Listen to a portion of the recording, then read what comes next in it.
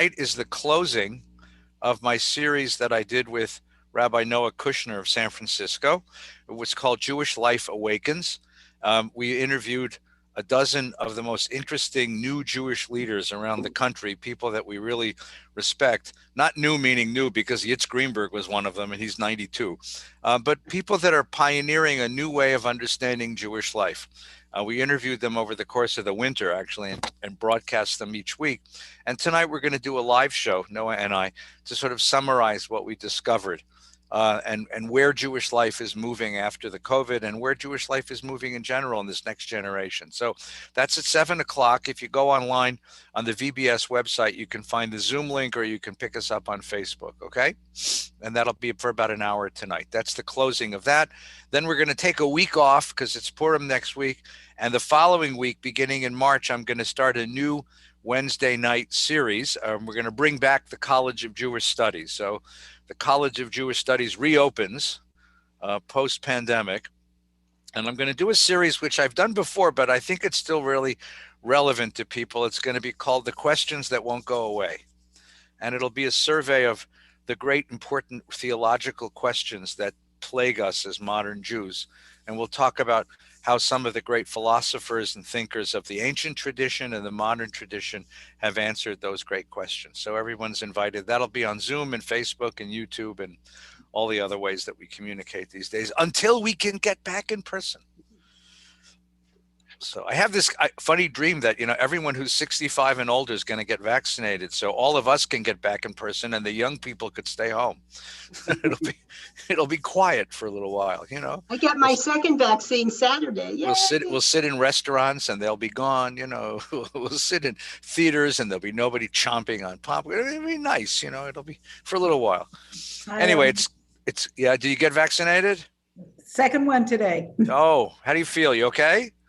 Great. Which one, Moderna or Pfizer? Moderna. Okay, because I get it tomorrow, so I'm worried about what it's supposed to happen. But I get it Saturday. Lois, got yours? I had my second yesterday morning, Pfizer at CSUN. I felt weird, not really sick for about 24 hours, and now I'm fine. Wonderful. We got our second at CSUN, also Pfizer, a week ago. I had a slightly tender arm for about 24 hours. Yeah. Didn't show up until 10 hours. Sandy's arm was much more tender. She's finally getting over it, but none of the other so-called symptoms, nausea, fever, weakness, tiredness, etc. They should have been funny. They should have done better ones.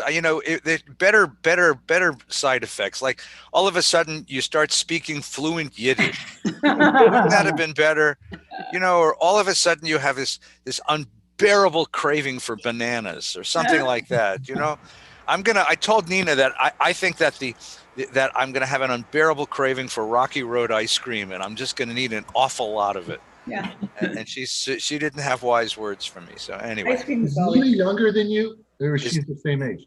She's much better looking, but she's only 2 years younger. Yeah. Does that put her below the age group for the? No, she had her birthday on Thursday, and she got the shot on that day. Oh. She went in with her mother. Her mother's 88, so Nina's younger than that. So Nina and her mom both got the shot at the same time. So we've got number 1. I get number 2 tomorrow. I have to drive to Henson Dam and face the traffic there. Did Nina and Jerry both get Moderna like you got? They got Pfizer. Pfizer. I got Moderna. So we'll see who stays healthier. Josh, my son, who's in the what is he? 55 now. He had Moderna, and he had more severe symptoms for almost a week. Oh, great. Fever and the nausea, but be well. Thanks, Bert. I appreciate it. That's what neighbors are for, Rabbi. Yeah, well, I'm going to, if you see me retching on your front lawn, it's only because. All right, folks, let's get to work. We are studying Ketuvim, and we are in the middle of the most complicated book of the Bible. The most complicated book of the Bible is the book of Job.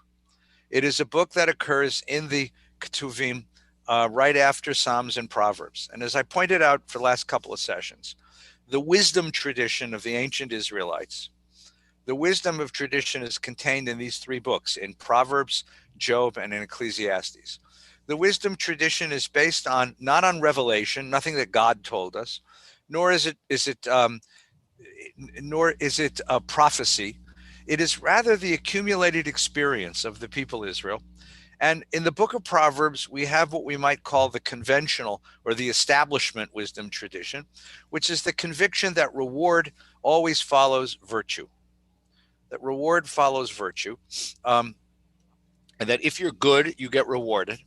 And if you're sinful, you get punished. And that's the big conviction. And it's an idea that is very at the heart of the wisdom tradition. So over and over again, you hear the words of the Proverbs where they say, here is the ancient wisdom, here is the wisdom, here's what I've seen in my life, here's what our ancestors from old have seen, that virtue brings reward and sin brings punishment. When we get to the books of Job and Ecclesiastes, we have a variant of that tradition. It's a counter text. It's a text which questions that basic conviction and challenges it. And in the book of Job, we have these. It's a very sophisticated kind of challenge. So the first challenge comes from the prose story, where we are privy to a conversation between God and Satan, who is the sort of prosecuting angel of heaven, where they make a bet.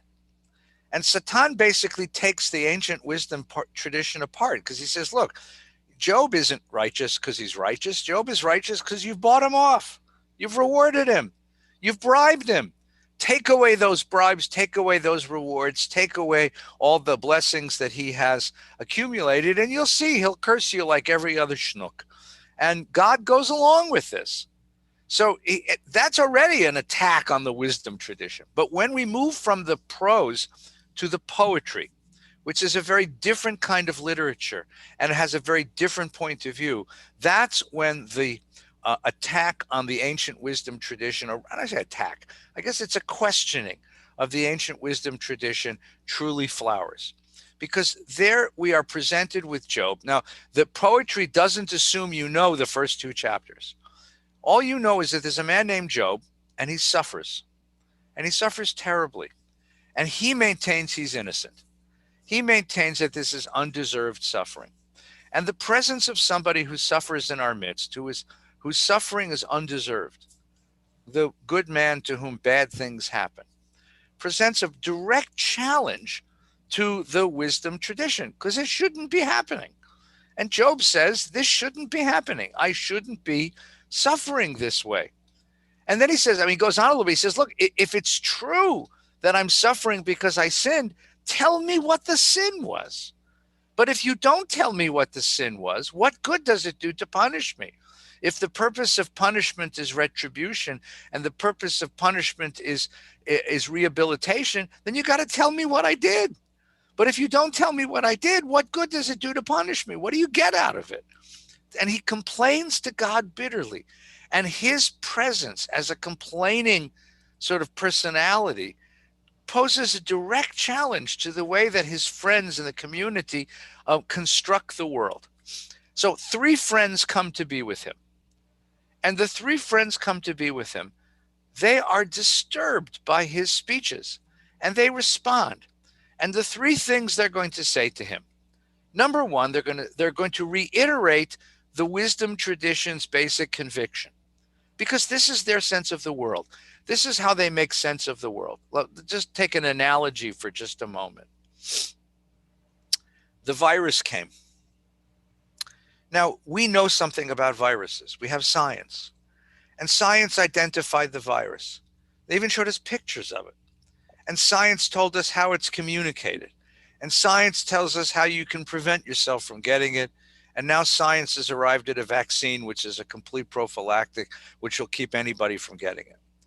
Imagine if you didn't have science. Imagine Europe in the 14th century with the Black Plague. People are getting sick, brutally sick, and dropping dead. And you have no idea what's going on, where this comes from. And so what you do is you create a story to sort of attach it, to sort of explain it, a story that gives some sense to this. Oftentimes, the story of the Middle Ages was, this is the fault of the Jews. The Jews poisoned the wells. the Jews brought this plague. It turns out, of course, that the Black Plague of the 14th century was brought by, I think it was fleas, right? Fleas on mice that were brought on, or rats brought on ships from the Far East. As soon as the Venetians started trading with the East, they brought the diseases from the East.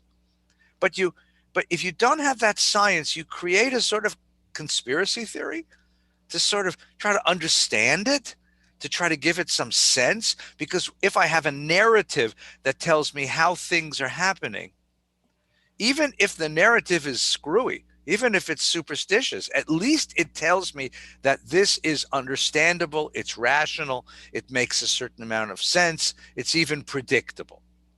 And then what happens, of course, is the following.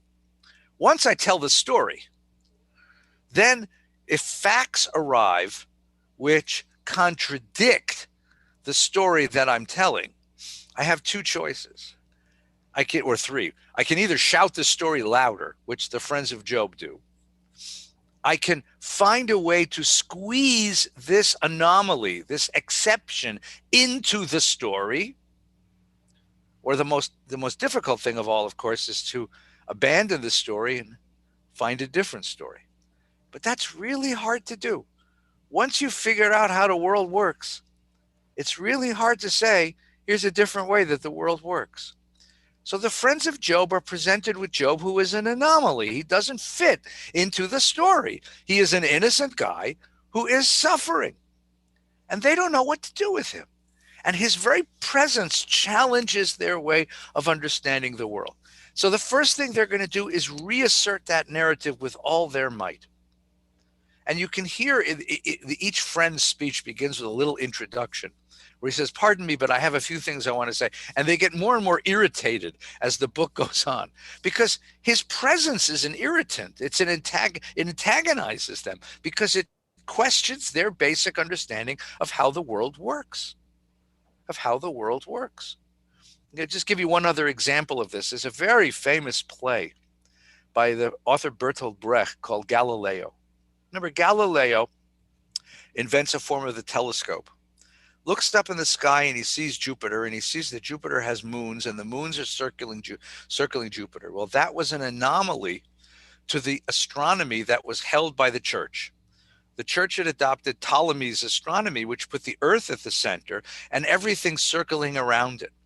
So there could be no moon circling around Jupiter because all of it was on the same sphere circling around the Earth. Everything circles the Earth. Nothing circles anything else in the universe.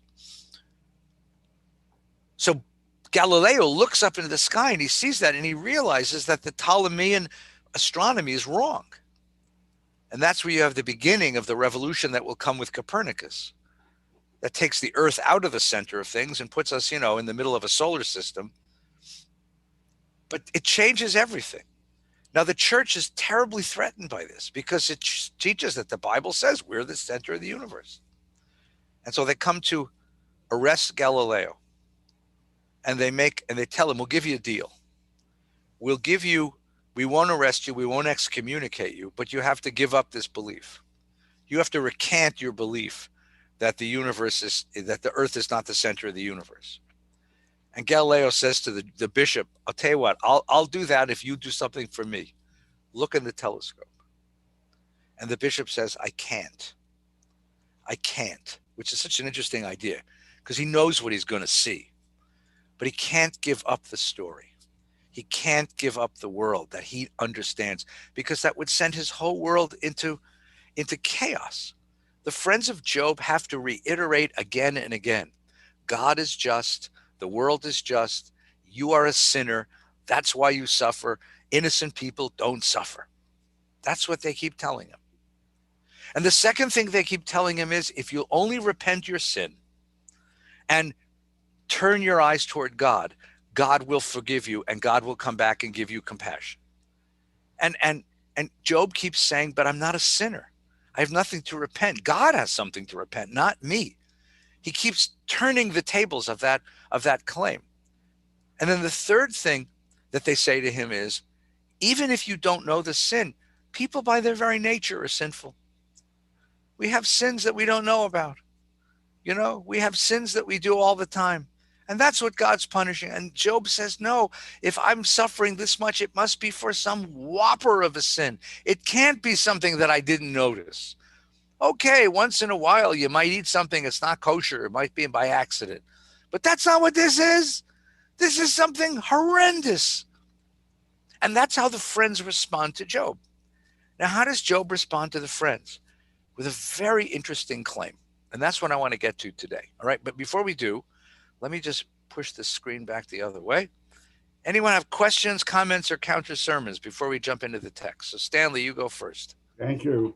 I've been watching a series on Jews in politics from the Tikva Fund, and they had this week Isaac Abramov. And I was thinking, as they told the story, that he was the typical Job of his era, because he was so righteous and had so much power, and he got everything, and then he had to leave Italy, and they took everything away. I mean, he had to leave Portugal, and then he went to Spain, and then he had to leave Spain. But he felt that he had done something wrong, that he hadn't actually written about Torah, that he had done too much in terms of, the money and everything. And so he started writing about Torah, and I understood that actually he did it because he thought, well, this is what I did wrong, and I got kicked out of Portugal. Yeah, Isaac Abravanel was the shadchan between Ferdinand and Isabel. Yeah. He negotiated the treaty between Castile and Aragon that married Ferdinand and Isabel. So they get married, and as a wedding present, they throw the Jews out of the country and steal all their property. So Abravanel blamed himself for the expulsion from Spain and lost all of his property in Spain. So there are many Jews who have lived over the centuries. The question is, does he understand himself as being cursed by God, or does he see that story doesn't fit him? And that what's so interesting about the Job book, the book of Job, is that it doesn't come to a conclusion. It's going to leave these questions open because those questions are too big to simply answer. But as a modern Jew who's lived after the Holocaust, we identify with his scream of protest. We can identify with his anger at the friends for reiterating again and again a narrative which only blames him. We can feel anger. We understand his frustration facing a world that simply doesn't live up to the standards of justice that it's supposed to live up to. I mean, so you can really feel that in him, okay? Other questions. So let's jump into the text. I'd like to look at chapter 9 today because it's just a remarkable statement. So just to give you a quick preview, because what Job is doing as a book is responding to other tropes or ideas and themes that occur in the Hebrew Bible. One of the ideas that occurs in the Hebrew Bible is a lawsuit. It's called a reeve in Hebrew, which is a lawsuit. Now, it's no surprise that if Jews are going to write a book, they're going to write about lawsuits, right? So in the Bible, we have again and again this idea that God wants to bring Israel to a court and charge them with disloyalty. Here you have chapter 1 of Isaiah. Hear, O heavens, give ear, O earth, for the Lord has spoken. I reared up children, I brought them up. They've rebelled against me. An ox knows its owner, an ass its crib. Israel doesn't know, my people takes no thought. So he's going to court as if he had a breach of contract suit. And charging Israel with a breach of contract suit. Same thing happens in chapter 5 when he talks about his lover or his friend who has a vineyard that produces sour grapes. In Hosea, you hear the same idea. Hear the word of the Lord, O people Israel, for the Lord has a case against the inhabitants of the land. And the language of case here is a legal language. It's a forensic language. God is suing us. Why? Because there's no honesty and no goodness, no obedience to God in the land. False swearing, dishonesty, murder, theft, and adultery are rife. Crime follows upon crime. So elsewhere in the Bible, we have the idea that God can sue us. In Job, you have the idea that we can sue God. And it's just a remarkable statement. So let's listen to Job. So the friends come and they present this idea that you must be a sinner, and that's why God is punishing you. And Job says, no, it's not true. And he keeps arguing for his own innocence. And he talks about how unjust all of this is. Now, it's hard for the friends to learn this, to understand this, because to acknowledge that the world is unjust is a direct attack on their sense of the orderliness of the world. Indeed, so here's Job. Indeed, I know that it is so. Man cannot win a suit against God. If he insisted on a trial with him, he wouldn't answer one charge in 1,000. Wise of heart and mighty in power, whoever challenged God and came out whole? Him who moves mountains without their knowing it, who overturns his anger, he who shakes the earth from its place till its pillars quake. And there's all these things about God, how great God is, who commands the sun not to shine, who seals up the stars, who by himself spread out the heavens and trod the black of the sea. Now, why take God to court? Because in taking God to court, you're doing something very interesting. The friends come to Job and they say, repent your sin and ask God's forgiveness and pray for God's compassion. Well, in that relationship, there is a hierarchy. There's a hierarchy. God is above us, and we are below. And you're asking God for the favor of compassion. You're asking God for the favor of compassion. But when you go to court, that's not what you're doing. What are you doing when you go to court? When you go to court, you are in fact an equal. You're establishing a certain equality. You're not asking God for compassion. You're not asking God for mercy. That's asking a superior to take pity on you. You're asking for justice from the court, and God becomes your equal. God becomes your opposite. And the standard of judgment is a transcendent standard of justice that's above God. So here, God can't escape judgment. As long as God is more powerful, then God can escape judgment. But once I enter the courtroom, I can charge God with a breach of contract, or I can charge God with injustice, because God has to answer for that there. And you see, so there's an undoing of this idea, a really powerful undoing of this idea.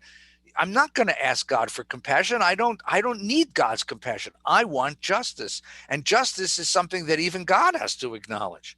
And so Job imagines himself standing in the courtroom, but he says, the problem is that God's power makes a real adjudication impossible. Because look how powerful God is, right? And it goes, he snatches away. Who can say to him, what are you doing? Now, it's interesting, by the way, because we actually know an answer to that question. You remember Abraham in chapter 18 of Genesis, when he says to God, shall not the judge of all the earth do justice? I mean, Abraham is in a different place than God, but he's asking the same kind of question. What are you doing? God does not restrain his anger. It goes on, though I were right, I could not speak out, but I would plead for mercy with my judge, right? If I could stand in the courtroom, I know that God has all this power, but for a moment, stand in the courtroom opposite God as a plaintiff in a case against God, and God the defendant, I would plead my case in front of the court of justice. If I summoned him and he responded, I don't believe he would lend me his ear. I don't know if God would listen to me if I did that. For he crushes me for a hair and wounds me for no cause. He does not let me catch my breath, but sates me with bitterness. If a trial of strength, he is the strong one. But if a trial of court, who will summon him from me? Because in that case, we could be equals. And Job says, I want my moment in court. I want my moment in court. You tell me that God runs the universe with justice? Good, let's find out. Let's stand in court and let's play it out. But he says, what would happen? Because God's power would pervert the court.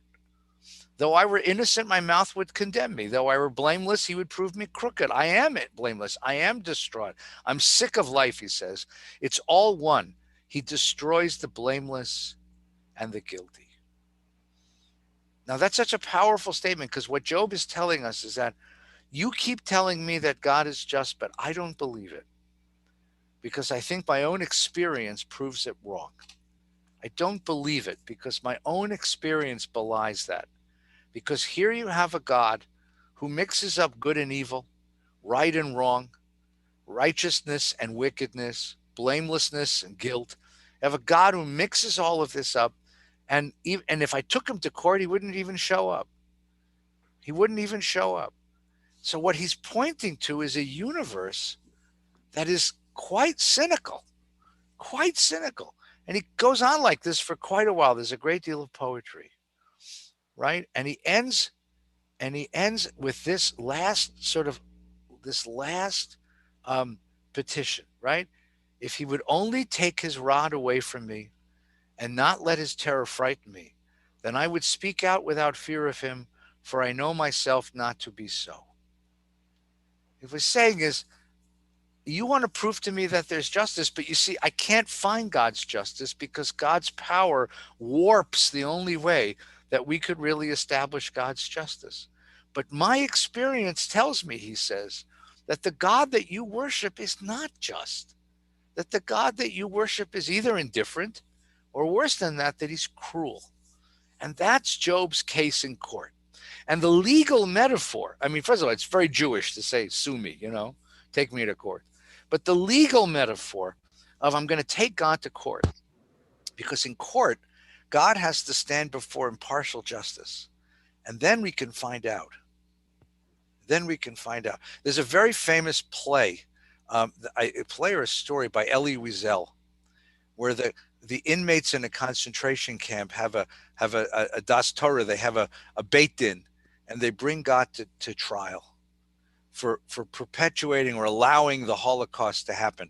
And the story is about a group of these inmates sitting in a barracks late at night in one of the concentration camps, and they bring God. It's called The Madness of God? Is that what it's called? And they bring God to justice. And it's the same argument, because here you can't appeal to God's greatness. You can only hold God accountable before a transcendent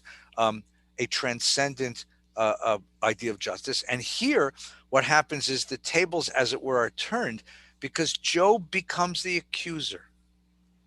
Because Job now becomes a plaintiff or a prosecutor. Job becomes an accuser, accusing God of running the world indifferently or running the world with injustice. All right, so stop a second and sort of soak that in, because it's such a very different way of thinking. And it so challenges the friends of Job that they get angrier and angrier as they go through this. It's quite remarkable. Comments, questions, counter sermons.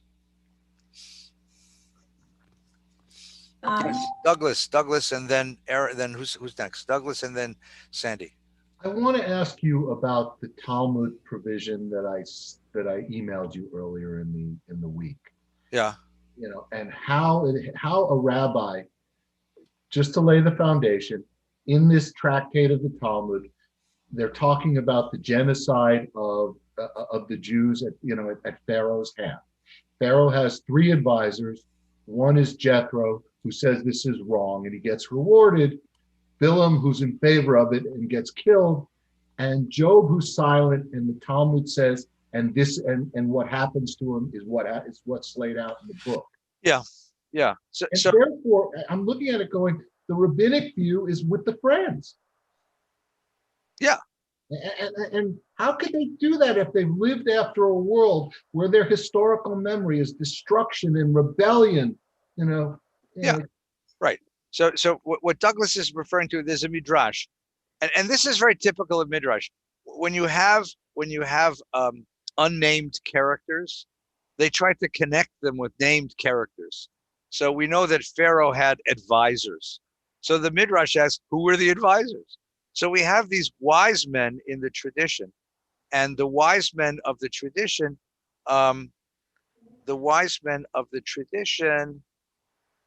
answer, become his advisors. So one of them is Bilam, because he's a non-Jewish wise man. Another one is Job, who's a non-Jewish wise man. Another one is Jethro, who's a non-Jewish. They become Pharaoh's advisors. So the Midrash connects all this stuff and says basically that Job's punishment was for the sin of perpetuating genocide in Egypt. So as Douglas points out, if that's the premise of the way that you read the book, then you've basically solved the problem. He thinks he's innocent, but he's not, right? He thinks he's innocent, but he's not innocent, Okay. But it's not, it's silence. It's silence in the face of human suffering. Yeah, and Job's silence is one of the themes of the story, and his speaking up is one of the themes of the story. So it's exactly right. Now, the rabbis of the Talmud, now we're talking about 1,000 years after this book, the rabbis are facing, as you said, a generation of destruction and exile. And they are going to try their very damnedest to assimilate that into the same basic rubric that we are being punished for our sins, because that gives the world some justice. And they would rather maintain the latent evil of their own generation and see themselves as being punished than acknowledge, then look into the world and see an empty, absurd, random world. That's the choice, right? Human beings love to form patterns. That's the way our brains work. If you see a flashing light and next to it's another flashing light, you will always see the lights as alternating flashing. That's the way our brains work. You can, most of us cannot memorize 10 numbers randomly, but if you make them into a phone number, they have a pattern and you can remember them. We make patterns. When we have these experiences of evil, of suffering, of difficulty, we try to find some sense to it. What's the sense of it, right? We make stories up. We find patterns in our experience. So what the rabbis were doing is what we would all naturally do, is ask the question, why me? Why us? And come up with a narrative that gives it some order, some meaning, some purpose. For them, it was the sinfulness of the Second Temple that led to the exile.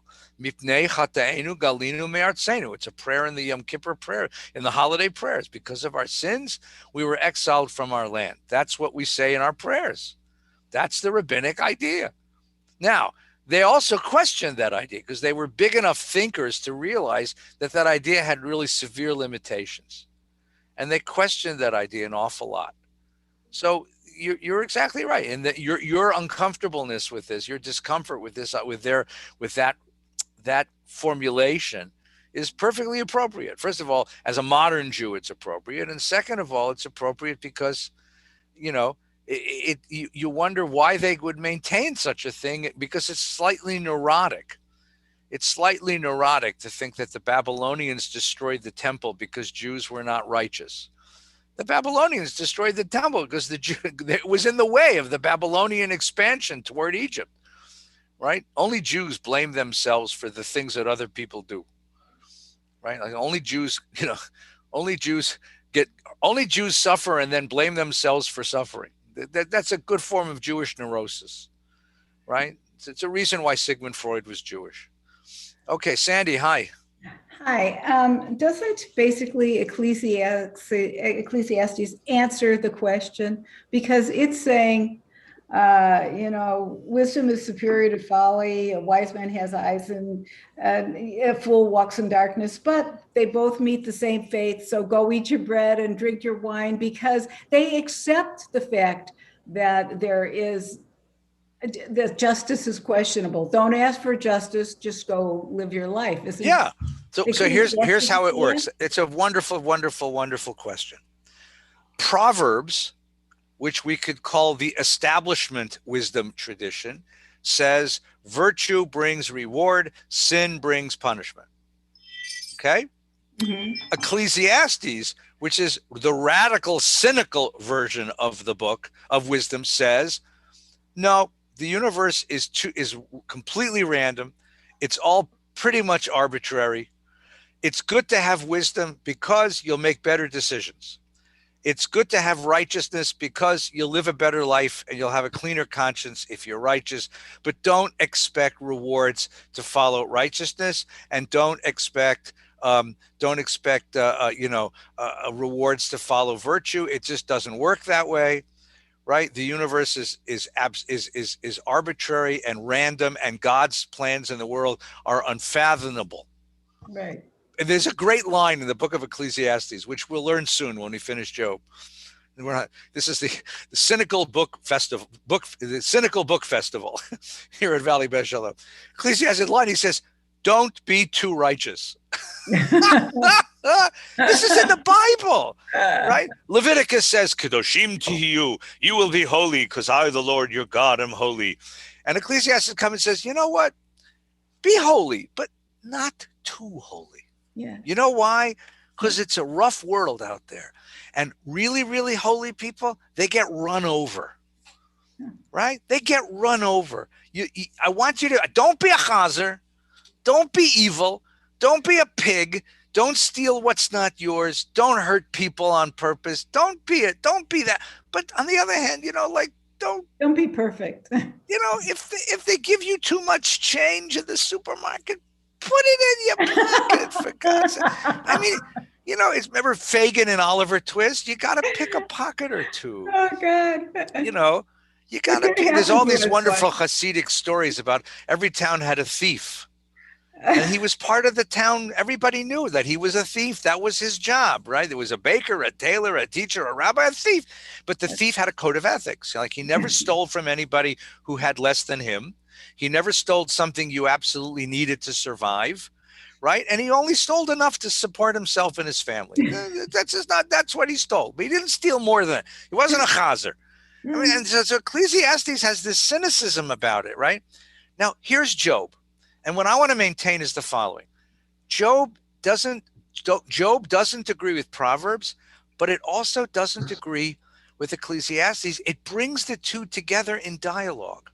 There's a reason why Job is a dialogue, because it's trying to explore and interrogate this question of divine justice.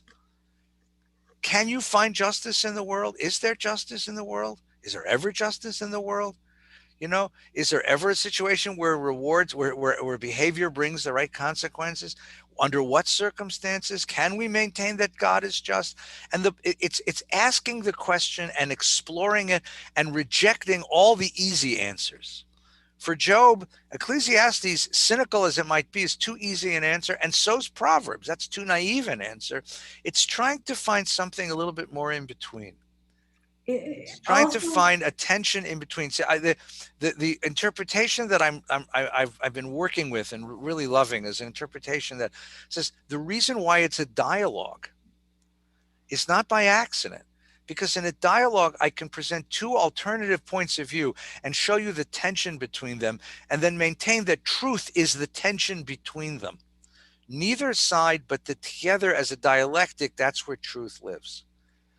So it's not the friends and it's not Job. It's somewhere in between, or it's the tension between those two ideas. Sandy, go ahead, please. I'm sorry. No, I was just going to say that also, though he's arguing against God, saying, does it benefit you to defraud? Do you have the eyes of flesh, your vision that of mere men? It right. Sounds to me so much like Shylock's argument. Oh yeah, I mean, so where do you think Shakespeare learned this? He must have known this well. Anyway, right. So in the next chapter, what Sandy, I'll be right with you, Stan. The next chapter, what Sandy's pointing to is he articulates.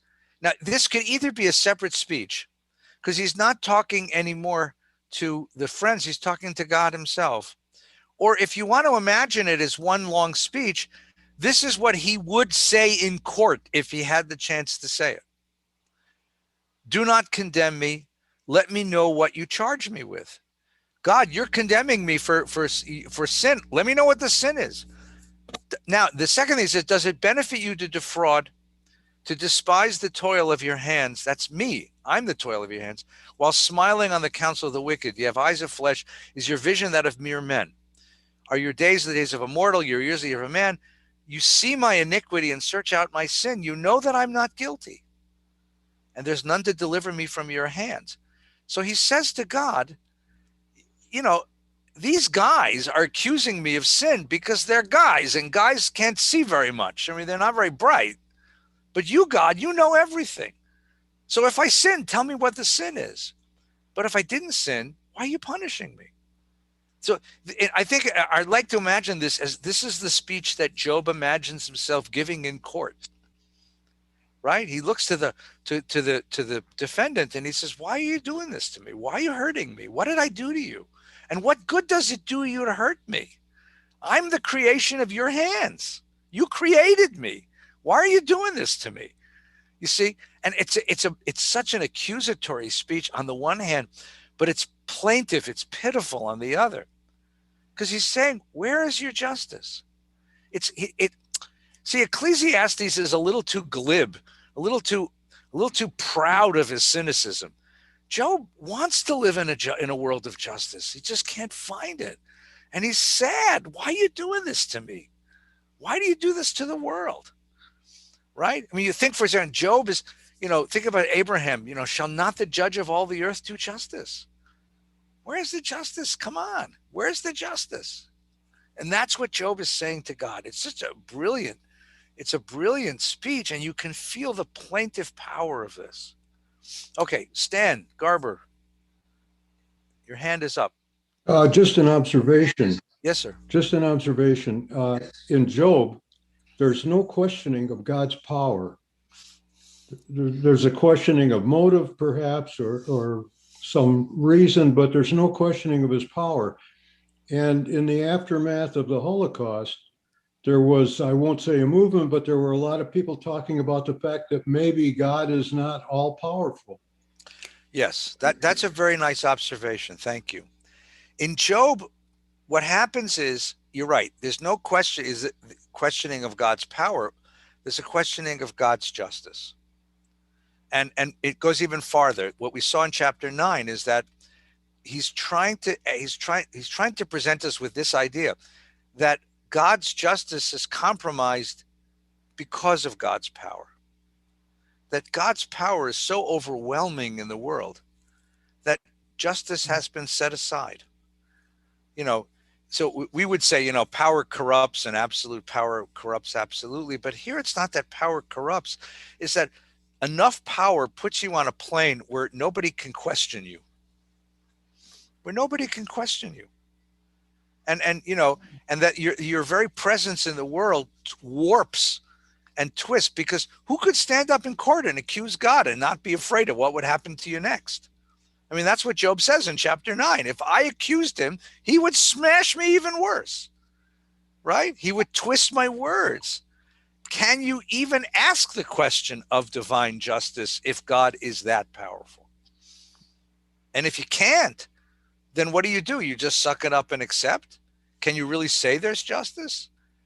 And then, so this is his case. Now, after the Holocaust, there was a whole revisioning of theology, where the only way, if you had a choice between a God of power and a God of justice, given the enormous, immense, unbelievable evil of the Shoah, then you have a choice between the God of power and a God of justice. Either God has power and allowed it to happen because God is not good, or God is good and allowed it to happen because God couldn't stop it. And that was the choice that theologians faced, right? And some more traditional theologians took the first option. And they said, well, we don't understand God's goodness. We have to understand that there's some plan to this, and this does fit into some narrative of goodness in the world. And other theologians said, I can't accept that. The most famous was a man named Richard Rubinstein, who was a classmate of Rabbi Schulweiss's in seminary.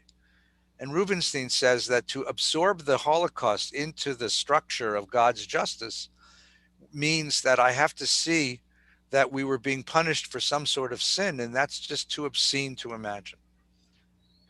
In the book of Jeremiah in the Bible, as the temple and as the city of Jerusalem are being destroyed by the Babylonian armies, Jeremiah says that Nebuchadnezzar is the tool of God's wrath to punish a sinful Israel.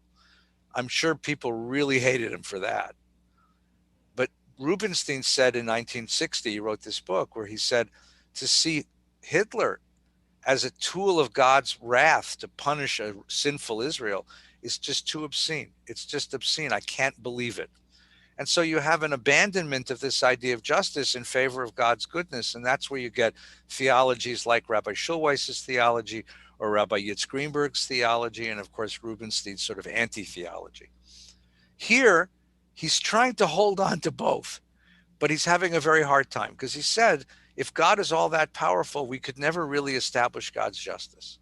And that becomes a problem. And if that's a problem, can we really say that God is just? And if you say that God isn't just, are you prepared to live in a universe like that? What does it mean to live in a universe of moral randomness? of moral randomness, you know. So one of the answers is, so fix it. I mean, so make a universe of moral order. But is there a moral order? That's the great question. Is there any kind of moral order? There's a cosmic order. There's a natural order.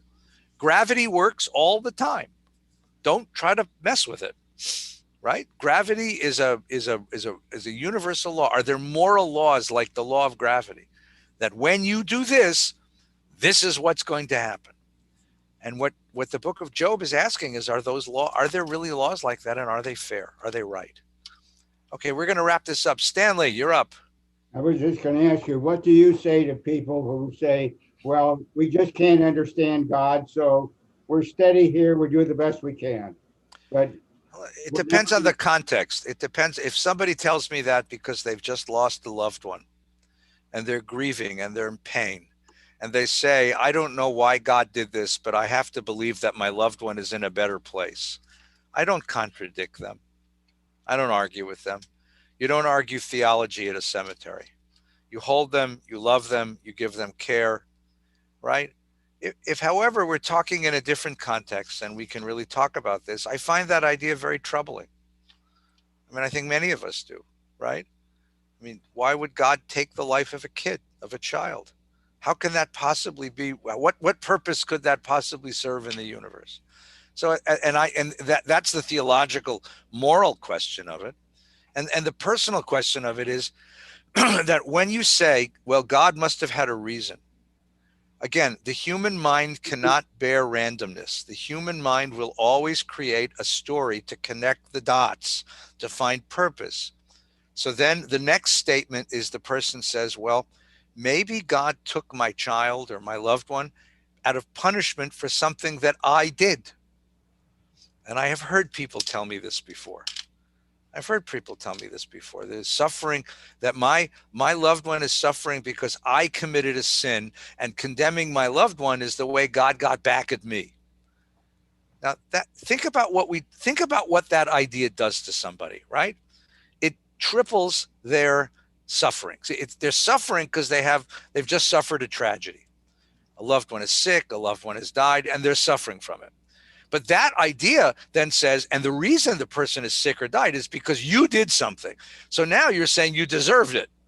So now you've doubled their suffering. They're suffering, and you told them they deserve their suffering. And number three, not only are they suffering and deserving suffering, but then you say, but I can't tell you what sin you did. It's hidden. So wait a minute. If the purpose of punishment is rehabilitation so that I'll do tshuva and not do it again, what damn good does it do not to tell me the sin? And it's some hidden sin, and I have to look at me, I have to feel guilty for the rest of my life not knowing what sin it was? So you've tripled their suffering, you see? And that's why sometimes these ideas can be very dangerous. Very, very dangerous. Right? The book of Job is all about this and trying to figure out. Because the friends say, you deserved it. And Job says, no, I didn't. And they say, well, if you didn't, then the world is awfully chaotic. And he'd say, I'd rather live in a chaotic world than in a world where innocent people suffer. I mean, I'd rather live in a chaotic world, because that's the world I live in, than to deny my own innocence. I'm not going to confess to something I didn't do. And that's Job's court case. That's the case he presents in court. I think that's enough for one day. Don't you think? That's an awfully heavy thing to think about on a Wednesday afternoon. It's Purim, for God's sakes. I should tell you a joke so you can smile. Right in the world. You got to get back to a Purim theme, something happy and goofy. Maybe next week we'll put away Job and read Esther together, because it's a goofy book. All right, I'll tell you a joke before we leave. Douglas, you got a last comment you want to make? Have you seen or read Archibald MacLeish's play? Yes, I have it right here. I have the book right here. I'll show it to you because I got it. Yeah, there it is. I read it a long, long time ago. Right. He's playing with the same big ideas. A very smart author. All right. Ready? This is an antidote to Job, because I have to get you out of the Job head and back into the Purim head, right? Right. So from little Sarah Fega was the oldest member of her class to finally get married.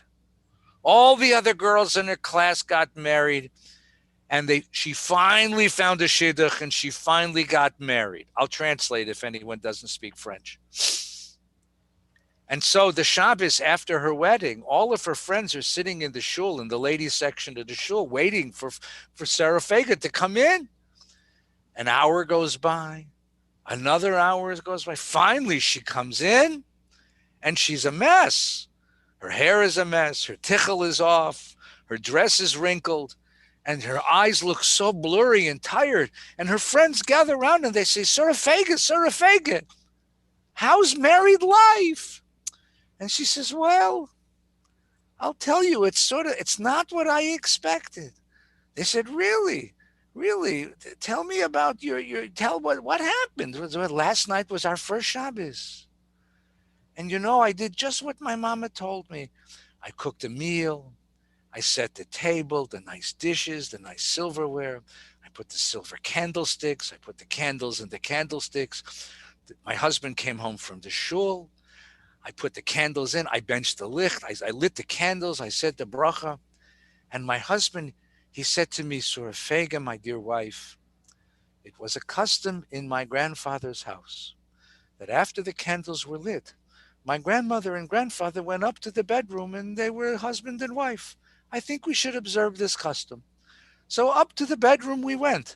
And for an hour we did our thing, and then we came down, and my husband then, he benched the kiddush over a beautiful cup of wine. And he said, Surah Fega, it was a custom in my uncle's household that after my uncle benched the kiddush, my uncle and aunt would go up to the bedroom and be husband and wife. So up to the bedroom we went to observe the custom of the family. And that was another hour. And then we made the motzi over the challah. And my dear husband said, Surah Fega, it was a custom in my cousin's house that after the challah was eaten, we went up for another hour. And so it was with the soup and with the chicken and with the dessert. And I have to tell you something.